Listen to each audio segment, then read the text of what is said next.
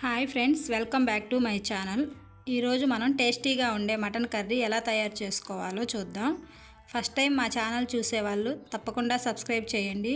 ఈ వీడియో నచ్చినట్లయితే లైక్ చేయండి, షేర్ చేయండి, కామెంట్ చేయండి. మటన్ గ్రేవీ కర్రీ తయారు చేసుకోవడానికి 1 కిలో మటన్ తీసుకొని సన్న పీసులుగా కట్ చేసుకొని నీళ్ళతో శుభ్రంగా కడిగి పక్కన పెట్టుకోవాలి. ఇలా కడిగిన మటన్లో ఒక 2 స్పూన్లు సాల్టు, 1 స్పూన్ పసుపుని యాడ్ చేసుకోవాలి. ఒక 2 స్పూన్లు కారాన్ని యాడ్ చేసుకోవాలి.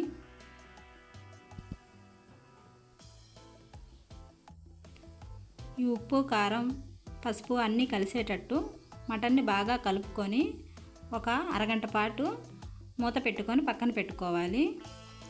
ఇలా ముందుగా కలిపి పెట్టుకోవటం వల్ల మటను స్పీడ్గా ఉడుకుతుంది, మనకి త్వరగా కర్రీ తయారవుతుంది. ఈ కర్రీ తయారు చేసుకోవడానికి ఒక 4 ఉల్లిపాయలు, ఒక టమాటో, ఒక 4 పచ్చిమిరపకాయలు రెడీ చేసుకోవాలి. ఇలా వీటన్నిటిని ముక్కలుగా కట్ చేసుకొని పక్కన పెట్టుకోవాలి. ఒక మిక్సీ జార్ తీసుకొని వీటన్నింటినీ ఆ మిక్సీ జార్లో వేసుకొని పేస్ట్ లాగా గ్రైండ్ చేసుకోవాలి. ఇలా చేసుకోవటం వల్ల మనకి కర్రీ గ్రేవీ బాగా వస్తుంది. ఇప్పుడు ఈ కర్రీ వండుకోవడానికి ఒక గిన్నె తీసుకొని స్టవ్ మీద పెట్టి ఆయిల్ యాడ్ చేసుకోవాలి. ఇలా ఆయిల్ వేసుకున్న తర్వాత ఈ ఆయిల్ని కొంచెం సేపు హీట్ అవ్వనియాలి.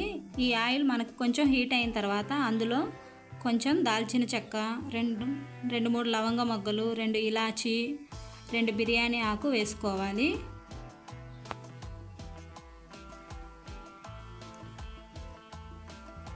వీటిని 1 నిమిషం ఇలా ఫ్రై చేసుకోవాలి.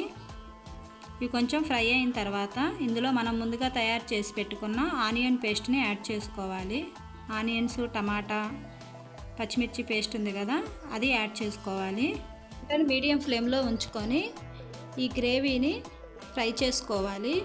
మధ్య మధ్యలో కలుపుతూ ఆయిల్ పైకి తేలేంత వరకు ఈ గ్రేవీని ఫ్రై చేసుకోవాలి. ఇలా ఫ్రై చేసుకోవటం వల్ల మనకి గ్రేవీ పచ్చివాసన లేకుండా టేస్ట్ బాగుంటుంది. ఇప్పుడు ఇందులో ఒక 2 స్పూన్స్ అల్లం వెల్లుల్లి పేస్ట్ని యాడ్ చేసుకోవాలి. ఒకసారి మనం బాగా కలుపుకున్నామంటే ఒక 2 మినిట్స్లో ఈ గ్రేవీ మనకు రెడీ అవుతుంది. ఇందులో ఒక 2 రెబ్బలు కరివేపాకు వేసుకొని కలుపుకోవాలి.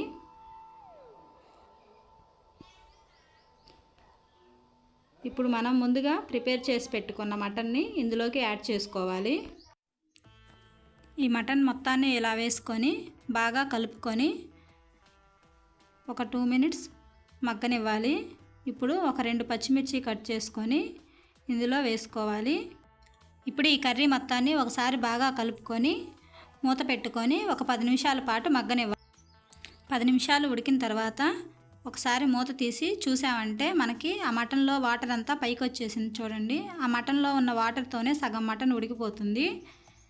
ఇప్పుడు ఒకసారి ఈ కర్రీని బాగా కలుపుకొని మంటను మీడియం ఫ్లేమ్లో ఉంచి మధ్య మధ్యలో ఇలా కలుపుతూ ఆ వాటర్ అంతా ఆవిరైపోయేంత వరకు మనం మటన్ని కుక్ చేసుకోవాలి. ఇలా ఈ వాటర్తోనే మటను సగం పైనే ఉడికిపోయింది. ఇప్పుడు మనం కొంచెం గ్రేవీ కోసం కొంచెం వాటర్ తీసుకొని యాడ్ చేసుకోవాలి. ఇలా వాటర్ పోసుకొని ఒకసారి బాగా కలుపుకొని మూత పెట్టి ఒక 15 నిమిషాల పాటు మంటను మీడియం ఫ్లేమ్లో పెట్టుకొని ఇలా బాగా ఉడకనివ్వాలి. ఒకసారి ఇలా మూత తీసి చూసి మనం ఉడికిందో లేదో చెక్ చేసుకోవాలి. కర్రీ ఉడికిపోయింది. ఇందులో ఉప్పు సరిపోయిందో లేదో చూసుకొని సరిపోకపోతే ఎక్స్ట్రా కొంచెం సాల్ట్ యాడ్ చేసుకోండి. ఇప్పుడు ఈ కర్రీని ఒకసారి బాగా కలుపుకొని ఒక 5 నిమిషాల పాటు మగ్గనివ్వాలి. ఈ వాటర్ అంతా ఇంకిపోయి మనకి కర్రీ చిక్కబడింది. ఇలా దగ్గరకు వచ్చేంత వరకు ఉడకనిస్తే మన గ్రేవీ బాగా తయారవుతుంది. ఇందులో ఒక 2 స్పూన్స్ ధనియాల పొడిని యాడ్ చేసుకోవాలి. 1 టేబుల్ స్పూన్ గరం మసాలాని యాడ్ చేసుకోవాలి. ఇప్పుడు ఒకసారి గరం మసాలా యాడ్ చేసుకున్న తర్వాత బాగా కలుపుకొని కొంచెం పుదీనాని యాడ్ చేసుకోవాలి.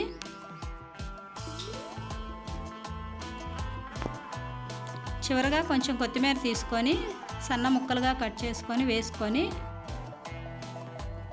ఒకసారి ఈ కర్రీని బాగా కలుపుకోవాలి.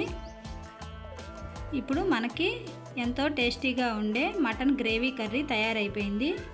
ఈ కర్రీ రైస్లోకి, చపాతీలోకి, రోటీస్కి అన్నిటికీ బాగుంటుంది. ఈ వీడియో మీకు నచ్చినట్లయితే లైక్ చేయండి, షేర్ చేయండి, కామెంట్ చేయండి.